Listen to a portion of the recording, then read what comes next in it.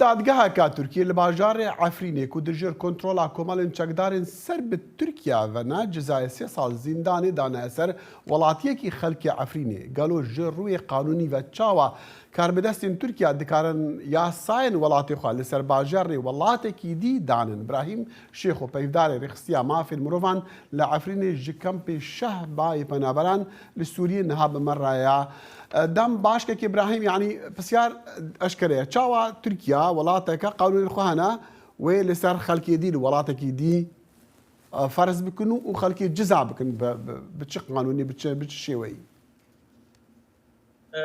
سلاح ورس مدج و خلقی مدى مصادقين راسته تركيا بشتي هريمة عفرين دابا تركيا 2018 قانون خال لسر عدالت عفرين جي تك دينن جبروجي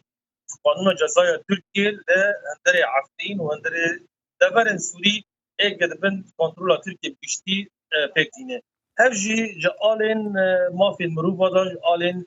اللي هفكرنن او بيمانن جنيف حصل نسل تشلمنا قد خير يعني حتى جزاكرني وان قانون وان بدا رجي لا ام بزانن تركيا جالي كيفا قانون خل عفرين طبقين سر خلق مد بجي ام وقت بين ترور باشا شر ترور باشا كيف ودالي دم واجي بری از رب بدم تو باوری آخر بجیلی من خواست از بزنم او کسی که هاتی دادگاه کرن کیا چه کسا و به چه توانی هاتی گرتون دادگاه کرن از هنکی فکر خود تمام بکم هاو آلی کیوا به قانون دادگاهی العفرین طبقینن و جالین یعنی ارکن دولت ترکیه وقت هزی کی دادگاه ارکی خناکن دم خلق ما في دي بي وان يعني ناض تدبير كرن آلیکاری خلقی ناکن به آلی اشکنجه قانون ترکیه بدهان خلق عفرین در بازی ترکیه کرن و دادگاه وان قاد جزا کرن جزای گران هنجی جزای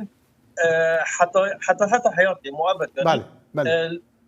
آلی که با ها ولاتی عفرین نبی محمد 34 سالش گند شیخود که نابچای مابتا هاتی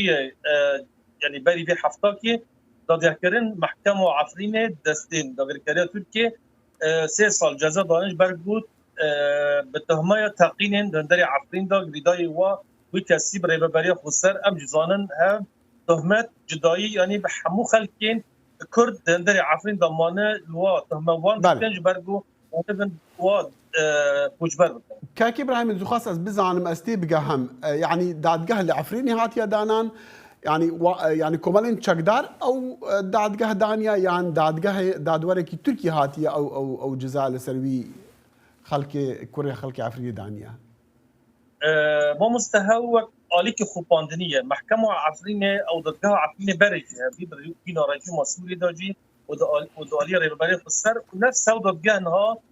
کسین برای بادبن گریداین اپوزیسیون سورین معارضان چکدارن کسی یعنی دوی دوره دا بس ایک بربرسیاری وان یکم ترکیه جی برگو کسی که دیگر لوی دادگاه کار دکر